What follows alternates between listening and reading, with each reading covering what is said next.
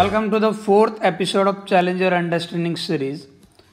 इस एपिसोड में जो प्रॉब्लम डिस्कस कर रहे हैं उसमें मैकेनिक्स के काफ़ी कॉन्सेप्ट इन्वॉल्व होंगे, like conservation of energy, conservation of linear momentum, concept of circular motion.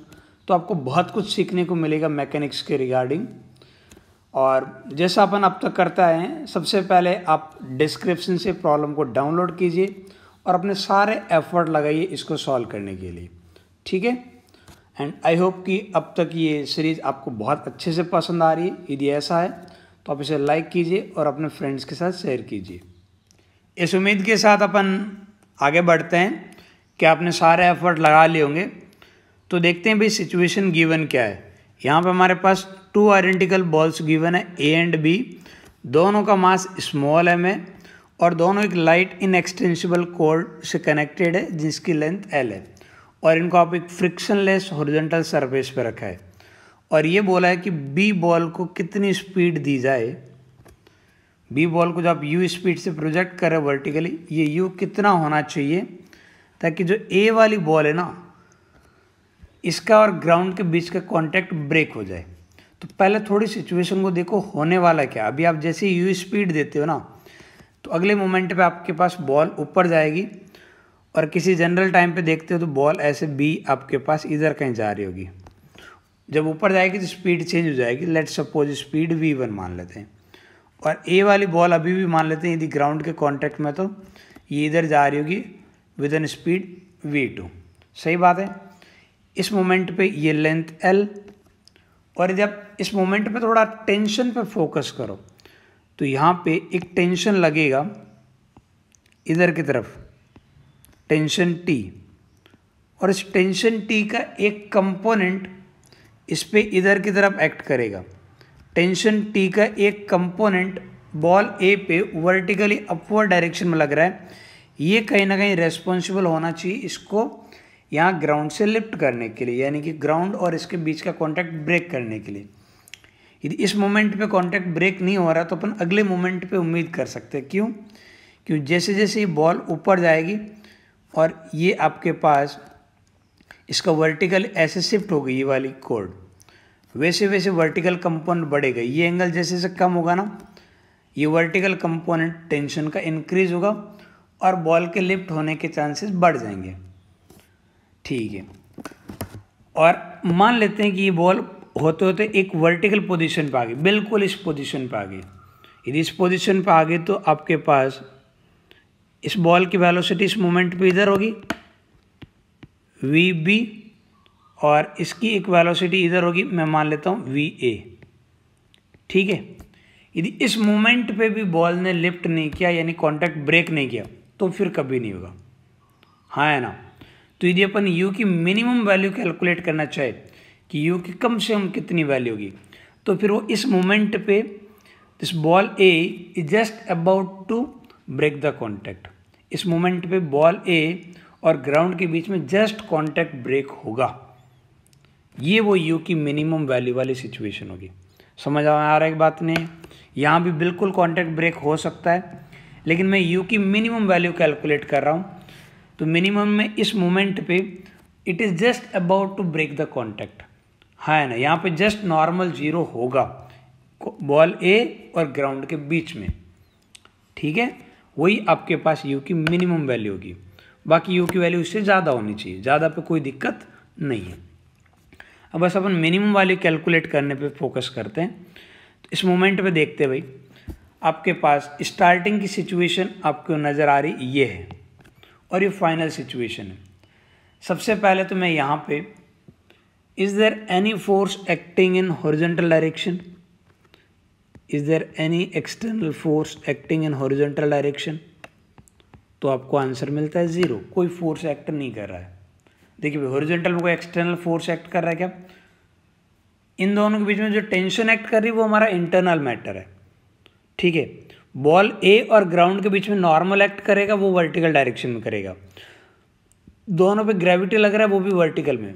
तो हॉरिजॉन्टल में कोई फोर्स नहीं लग रहा है, तो हॉरिजॉन्टल में मैं कंजर्वेशन ऑफ लीनियर मोमेंटम की बात कर सकता हूँ। यानी कि मैं बोल सकता हूँ कि initial linear momentum in horizontal direction, जिसे मैं x लिख देता हूँ, it must be equal to final linear momentum in horizontal direction. लिख सकते हैं ना। इनिशियली आपके पास बॉल ए का मोमेंटम 0 और बी का भी हॉरिजॉन्टल में 0, क्योंकि आपने बी को वर्टिकल में वेलोसिटी दी है। समझ में आ रहा है ना। ए का 0 और बी का भी 0, क्योंकि बी को जो भी वेलोसिटी है वर्टिकल में। तो इनिशियली टोटल मोमेंटम आपके पास लीनियर मोमेंटम 0 है। इस डायग्राम से बात हो रही है बेटा, ठीक है। और अब इस मोमेंट पे देखते हैं क्या हो रहा है। इस मोमेंट पे ए वाली बॉल का लीनियर मोमेंटम कितना होगा, mva। राइट साइड को मैं थोड़ी देर के लिए पॉजिटिव मान लेता हूँ, तो left side by default negative हो जाएगी। तो ये लिखूंगा मास multiply by velocity vb। Direction opposite है तो नेगेटिव। तो यहाँ से क्या कंक्लूड हो रहा है, यहाँ से पता चल रहा है कि इस मोमेंट पे va vb के इक्वल होगा। थोड़ी देर के लिए कैलकुलेशन के लिए मैं इसे v के इक्वल मान लेता हूँ। तो ये va की वैल्यू भी v होगी और vb की वैल्यू भी v होगी। बट डायरेक्शन देखना अपोजिट है। न्यूमेरिकल वैल्यू दोनों की स्पीड इस मोमेंट पे इक्वल होगी और हॉरिजॉन्टल में होगी। कुछ लोगों को एक दिमाग में डाउट ज़रूर आ सकता है, सर इस मोमेंट पे b के पास वेलोसिटी का कोई और कंपोनेंट नहीं हो सकता क्या, यानी b के पास वर्टिकल कंपोनेंट नहीं हो सकता क्या। नहीं हो सकता। क्यों नहीं हो सकता, क्योंकि ए वाली बॉल अभी भी ग्राउंड के कांटेक्ट में, जस्ट कांटेक्ट ब्रेक हुआ है, ठीक है। यानी कि ए बॉल का वर्टिकल डायरेक्शन में वेलोसिटी नहीं है, तो बी की नहीं हो सकती। क्यों, क्यों आप कंस्टेंट मोशन से बोल सकते हो अलोंग द लेंथ दोनों की स्पीड इक्वल होनी चाहिए। ये वाली बात आराम से दोबारा मैं बोल रहा हूँ, सुन लीजिए भाई। जो ए वाली बॉल है ना, इस पर जस्ट नॉर्मल 0 हुआ है, नॉर्मल की वैल्यू जस्ट 0 हुई है, और इस ए वाली बॉल की जो वेलोसिटी है वर्टिकल डायरेक्शन में ये 0 है, ठीक है। इस वजह से बी वाली बॉल की जो वेलोसिटी है वर्टिकल डायरेक्शन में वो भी 0 होना चाहिए, क्योंकि कंस्टेंट मोशन के अकॉर्डिंग आपके पास अलोंग द स्ट्रिंग दोनों की लेंथ, दोनों की मोशन पैरामीटर इक्वल होने चाहिए, क्योंकि हमारे पास स्ट्रिंग इनएक्सटेंसिबल है, ठीक है। आई होप कि ये वाला पॉइंट आपको समझ में आया, क्योंकि ये कुछ लोगों के दिमाग में बाद में डाउट आ सकता था कि सर आपने अपनी मर्जी से कुछ भी वेलोसिटी लेके आप कंजर्व करवा रहे हो, तो ऐसी बात नहीं है। सिर्फ हॉरिजॉन्टल इसलिए होगा, वर्टिकल क्यों नहीं होगा ये भी मैंने मेंशन कर दिया है। अब आगे बढ़ते भाई, ठीक है। तो एक रिलेशन मुझे साफ सुथरा मिल गया कि जो मिनिमम यू वाली जो सिचुएशन होगी ना, उसके लिए इस मोमेंट पे व्हेन जैसे ही कॉन्टैक्ट ब्रेक होगा दोनों की वेलोसिटी इक्वल होगी और हॉरिजॉन्टल डायरेक्शन होगी। बहुत अच्छी बात है। अब दूसरा, क्या मैं कंजर्वेशन ऑफ एनर्जी की बात कर सकता हूँ, तो मैं लिख रहा हूँ from conservation of energy, from conservation of energy. Energy conservation से यदि मैं लिखना चाहूँ तो एनर्जी कंजर्वेशन से अपन क्या बात कर सकते हैं, क्या अपन एनर्जी कंजर्वेशन से ये बोल सकते हैं इनिशियली हमारे पास कितनी काइनेटिक एनर्जी है, 12m u², इतनी इनिशियल काइनेटिक एनर्जी। पोटेंशियल जैसा यहाँ कुछ है नहीं, तो इनिशियल पोटेंशियल 0। मैं ग्राउंड को एकदम रेफरेंस मान रहा हूँ ग्रेविटेशनल पोटेंशियल के लिए, ठीक है। तो आपके पास इस फाइनल सिचुएशन में, इस हालात में देखो भाई क्या होगा। इस हालात में ए की पोटेंशियल 0, लेकिन बी की पोटेंशियल mgl होगी कि नहीं होगी। तो ए की पोटेंशियल 0, बी की पोटेंशियल mgl। और काइनेटिक एनर्जी की बात करें तो एक की काइनेटिक एनर्जी की 12mv² और दूसरे की भी इतनी होगी, तो मैं मल्टीप्लाई भी 2 कर सकता हूँ, चलेगा। अब आप यहाँ से m को कैंसिल आउट कर सकते हो और हमारी इक्वेशन सिंप्लीफाई होकर क्या बनेगी, u² is equal to 2 times gl plus ये 2 से 2 कैंसिल आउट हो जाएगा, इधर वाला 2 आके 2v², ठीक है। ये इक्वेशन नंबर 2, इसे आप इक्वेशन 1 समझिए, इसे इक्वेशन 2। इक्वेशन 1 मैंने कंजर्वेशन ऑफ लीनियर मोमेंटम से निकाला है और इक्वेशन 2 मैंने कंजर्वेशन ऑफ एनर्जी से निकाला है। इन दोनों कॉन्सेप्ट में कोई दिक्कत नहीं हुई ना, अरे दोनों में कोई दिक्कत नहीं हुई ना। अच्छा देखो भाई, वर्क डन बाय ग्रेविटी क्यों नहीं लिख रहा हूँ, क्योंकि उनकी वजह से मैंने पोटेंशियल एनर्जी लिख दी है, ठीक है। और आपके पास जो बॉल ए पे जो वेलोसिटी है वो आपके पास हमेशा वर्टिकल, ये हॉरिजॉन्टल है। अरे यहाँ से लगा के, इस सिचुएशन से लगा के इस सिचुएशन तक बॉल ए के पास जो भी वेलोसिटी है हॉरिजॉन्टल में, वर्टिकल में तो नहीं है ना। तो नॉर्मल की वजह से जो ए पे नॉर्मल लगेगा ग्राउंड की वजह से, उसकी वजह से भी वर्क डन नहीं होगा। समझ में आ रही बात? क्योंकि वो फोर्स लग रहा है वर्टिकल में और ए का डिस्प्लेसमेंट जो भी हुआ हॉरिजॉन्टल में हुआ। कुछ लोगों के ये भी दिमाग में बाद में डाउट आता है कि साहब आपने नॉर्मल की वजह से वर्क डन काउंट क्यों नहीं किया। तो क्यों नहीं किया समझ आ रही है? क्योंकि नॉर्मल फोर्स जो ए पे लगेगा वो लगेगा वर्टिकल में, और बॉल ए का मूवमेंट सिर्फ हॉरिजॉन्टल में हो रहा है यहाँ से यहाँ तक।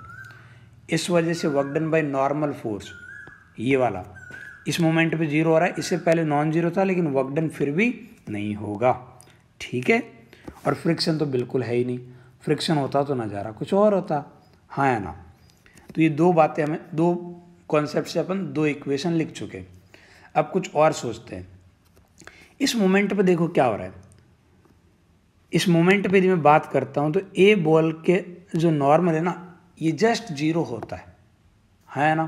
तो मैं बॉल ए की बात कर रहा हूँ, बॉल ए के लिए बात करें, फॉर बॉल ए। तो ए बॉल की यदि मैं बात करूँ तो ए बॉल के लिए ऐसा लिख सकता हूँ क्या, इस मोमेंट पे कांटेक्ट जस्ट ब्रेक होता है। तो मैं बोल रहा हूँ कि as normal force just become zero, तो जो बाकी फोर्स है उनकी बात करो। एक फोर्स इस पे ऊपर की तरफ लग रहा होगा, टेंशन टी इस मोमेंट पे। देखिए भाई ये टेंशन और ये टेंशन अलग होगा, इस मोमेंट वाले टेंशन की बात कर रहा हूँ। इस मोमेंट पे जो भी टेंशन लग रहा है टी इन अपवर्ड डायरेक्शन, और नीचे की तरफ इसका लगने वाला एम जी, ये दोनों बैलेंस हो रहे होंगे, रहा है ना। तो इस पे दोनों फोर्स बैलेंस होंगे, मैं लिखूँगा T, tension T M G के इक्वल होना चाहिए। ठीक है। Equation number 4, sorry equation number 3।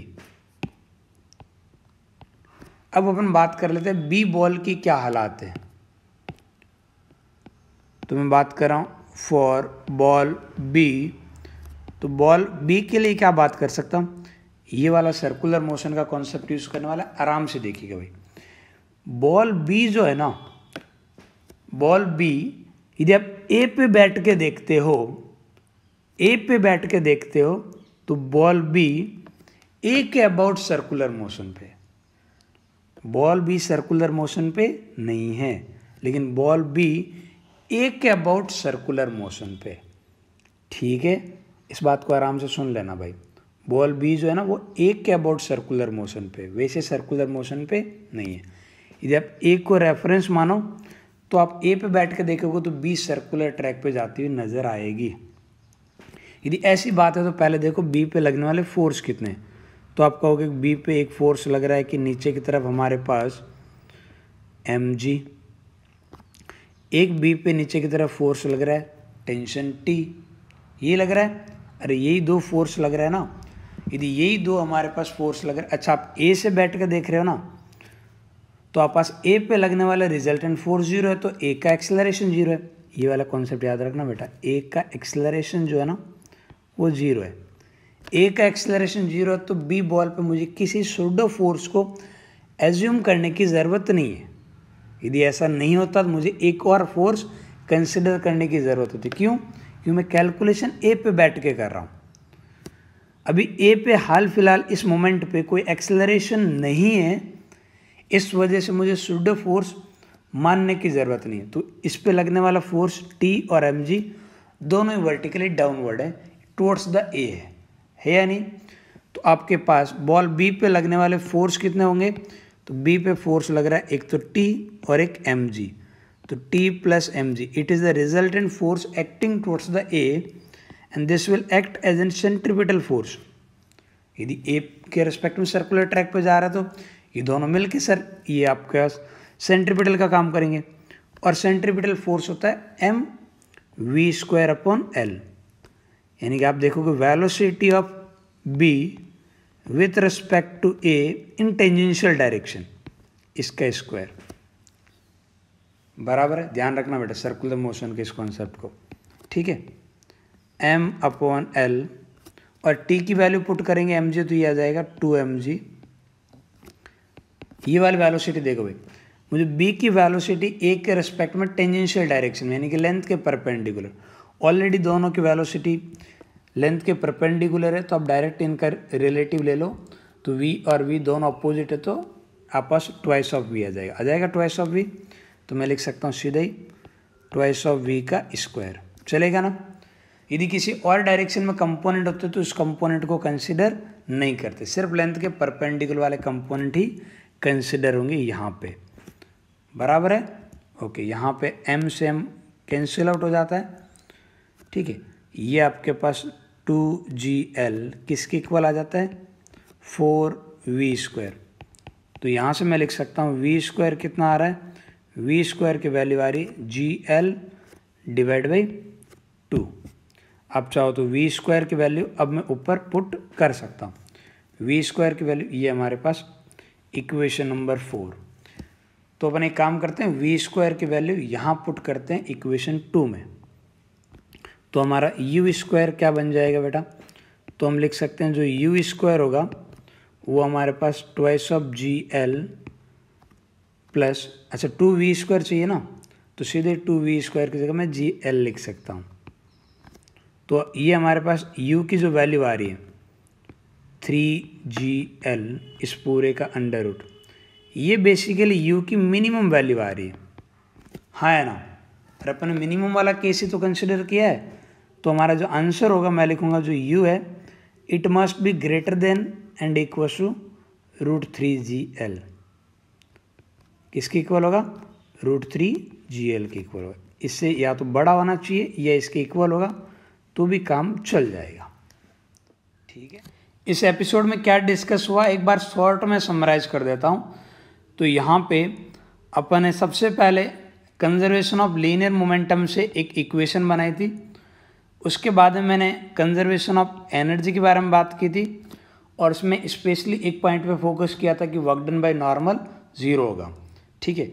फिर मैंने बोला था कि बॉल ए आपके पास इक्विलिब्रियम पे है और कॉन्टैक्ट जस्ट ब्रेक हुआ, तो यहाँ से एक इक्वेशन, और बॉल बी जो है वो ए के रिस्पेक्ट में सर्कुलर ट्रैक पे, तो वहाँ से एक इक्वेशन। इस तरीके से 4 कॉन्सेप्ट यूज़ हुए हैं इस प्रॉब्लम में, और उम्मीद करता हूँ कि यहाँ पे आपको बहुत कुछ सीखने को मिला है। यदि ऐसा है तो आप इस वीडियो को लाइक ज़रूर कीजिएगा, और आप अपना एक्सपीरियंस कमेंट सेक्शन में शेयर कर सकते हैं, ठीक है। तो मिलते हैं अगले वीडियो में, तब तक अपना ख्याल रखिए और ज़िंदा रहिए।